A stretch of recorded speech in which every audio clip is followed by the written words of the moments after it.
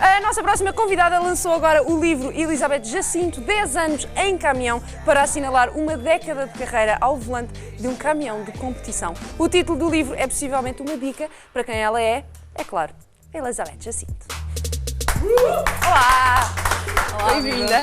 Tudo bem? Tudo bem. Olha, que enorme prazer receber-te.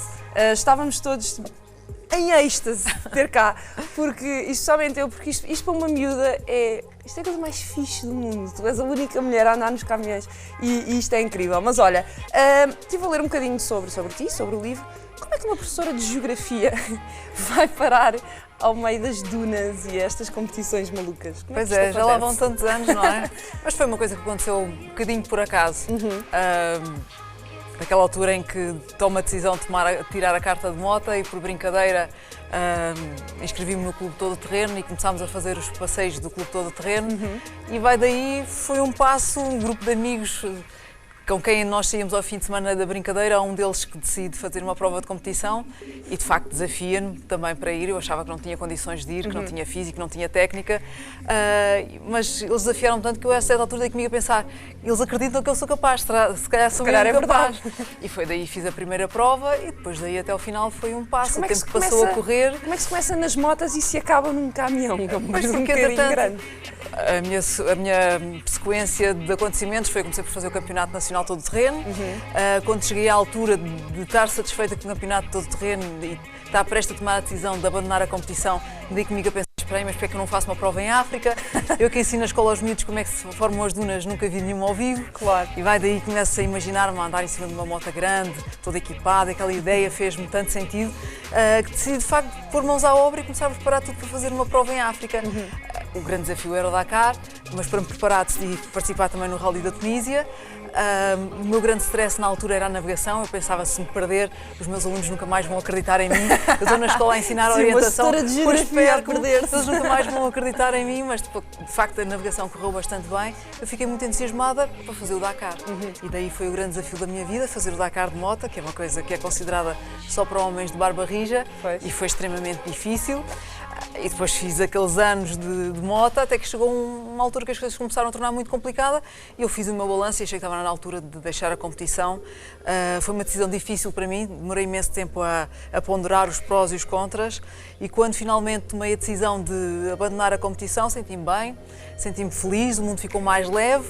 Respirei fundo e a certa altura dei comigo a pensar, espera aí, porque é que não faço de caminhão? O caminhão é muito giro e o que a minha mulher fez. E foi por aí, pronto, comecei no caminhão como experiência, a andar muito devagarinho, com todos os problemas e mais alguns que possam imaginar. Depois de repente passaram 10 anos. Há aqui uma fotografia, eu penso até que seja a primeira do caminhão que aparece, em que a legenda é feita por ti, lá está, é esta a fotografia, em que tu dizes em competição ou em treinos para a primeira competição, 2 meses depois de tirar a carta de pesados. Exatamente, foi isso mesmo. Porque entretanto eu, como sou uma mulher racional e objetiva, achei que não fazia sentido passar das motas diretamente para o caminhão, porque eu nunca conduzia carro, apesar de ter carta. E então tomei a decisão de fazer 1 ano ou 2 de competição de automóvel e só depois é que fazer caminhão. Mas de facto a vida tem estas coisas e as circunstâncias empurraram para eu não fazer de carro e fazer de caminhão. Então 2 meses depois de ter a carta de pesados, sem saber absolutamente nada, fui fazer o Dakar e foi uma aventura daquelas terríveis, não é? Onde tudo correu mal, mas foi uma espécie de um curso superior de como fazer o Dakar de caminhão.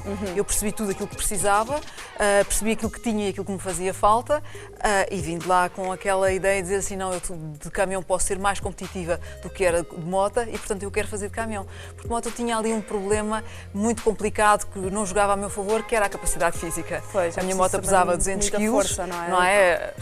Tudo era igual para mim e para os rapazes, não é? O mesmo percurso, a mesma regra, o mesmo regulamento, o mesmo tipo de moto, mas a minha capacidade física não era a mesma. Diferente. E portanto era extremamente difícil para mim. Tu foste a primeira mulher portuguesa e uma das únicas mulheres no mundo a entrar nestas competições em caminhão. O que é que faltou às outras para o fazer? Não sei, eu há 10 anos que ando à espera de ver uma enxurrada de raparigas a chegar às provas de todo terreno, mas a verdade é que não aparece ninguém. Apesar de tudo, apesar da nossa sociedade ter evoluído muito, continuam a haver imensas modalidades onde as mulheres têm uma presença muito reduzida. E o todo terreno, de facto, acontece isso. E nos caminhões, então. ainda mais, não é? Olha, 10 anos de carreira em 100 fotografias.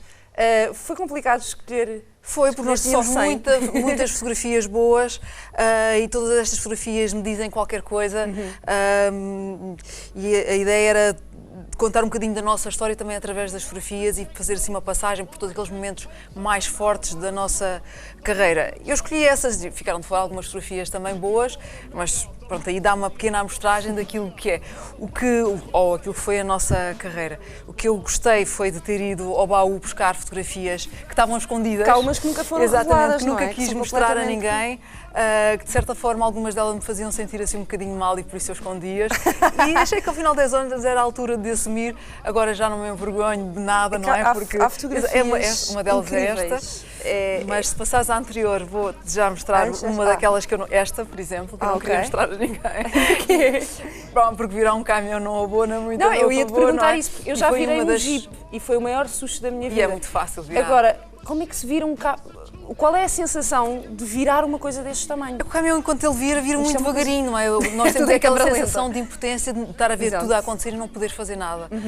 Isso é terrível. E depois, enquanto na moto eu caía, levantava-me, as nódoas negras ficavam dentro das calças, ninguém percebia. Quando a pessoa vira de caminhão ou tem um problema sério, tem que assumir que teve um problema, que fez um erro e toda a gente vê, não é? E nós temos que assumir a nossa incapacidade ou a responsabilidade do erro. E esse foi um exemplo disso. Num treino, as coisas correram mal, tinha muito pouca experiência ainda acontece e depois para pôr em pé foi um problema. Olha, há muitas fotografias aqui, estava a mostrar a anterior precisamente porque há muitas fotografias do caminhão no meio das dunas. Essa foi tirada de uma asa delta, que é giríssimo, dar a ideia do que é que se vê de cima, mas nós lá dentro do caminhão a única coisa que vemos é um monte de areia à nossa frente. A minha pergunta é como é que eu sei que vocês têm mapas e GPS e comunicações não temos mapas e o GPS está bloqueado. Ok. Como é que uma pessoa não se perde? A única coisa que nós temos é um livrinho com as notas do percurso que o navegador recebe no dia anterior e que tem informações muito simples do género, ao quilómetro 324 há um cruzamento de pistas e nós devemos virar à direita.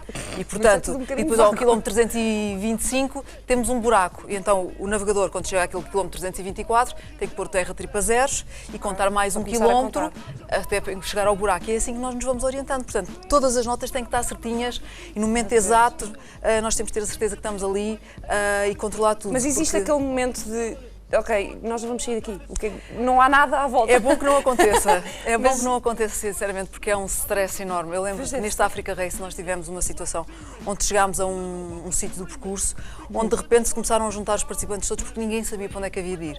O roadbook de facto não estava completo, faltava-lhe uma informação e nós não conseguimos desvendar o enigma, não sabíamos exatamente para onde é que havia. Estávamos todos ali. E a certa altura foi um momento giro na minha história desportiva, porque nós fomos a primeira equipa a resolver o enigma da navegação e ganhei pela primeira vez uma etapa à geral a liderar todos. Exatamente, chegar primeiro inclusive com as motas. Isso para mim foi um momento assim de grande satisfação. A fotografia também está aí nesse livro. E foi é exatamente essa, exatamente, que está chegado ao acampamento. Quando nós soubemos que tínhamos ganho a etapa, ficámos super felizes, naturalmente. Espetacular. Olha, quantas pessoas é que vão contigo dentro do caminhão? Dentro do caminhão somos só 3, portanto esses 2 elementos são os meus parceiros atualmente, o Marco e o Marques. E depois temos o caminhão de assistência que leva mais 3 elementos. Não é? É o meu marido. E só se fala de competição e do caminho ou dá para de vez em quando? Durante a etapa não se fala de mais nada. Eu costumo dizer, brincar que eu sou um bocadinho homem, se começo na conversa, engano nas mudanças.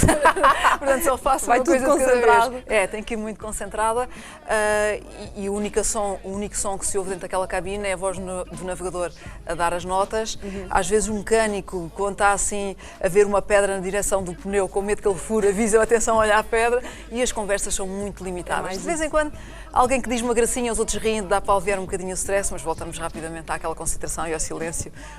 Porque, no fundo, eu tenho muitos cálculos a fazer de travagem e aceleração, o navegador sempre a contar quilómetros das distâncias e nós temos que ir calmos e tranquilos, muito seguros, muito confiantes, muito concentrados. Eu acho incrível para conseguir fazer tudo bem até ao final. Acho verdadeiramente incrível. Tens aqui uma ou mais fotografias do ano de 2006. mais, em que é o Lisboa-Dakar. Exatamente. Como é que é partir de casa? Foi um espetáculo, foi uma coisa É fora poder ter de a série. família ali, os amigos. Mas foi muito mais do que isso. Quando o Toda a Dakar gente a veio para apoiar. Portugal, eu fiquei assim com muito receio que as pessoas não aderissem e que nós ficássemos um bocadinho sozinhos, mas na realidade cedeu todas as expectativas e dos momentos mais marcantes da minha vida são exatamente aqui na partida de Lisboa. Não só porque toda a gente se aproximava para nos ver passar, mas eu tenho memória de chegar no meio do Alentejo, naquelas especiais do Alentejo, e de repente havia aqueles sítios onde concentrava toda a gente.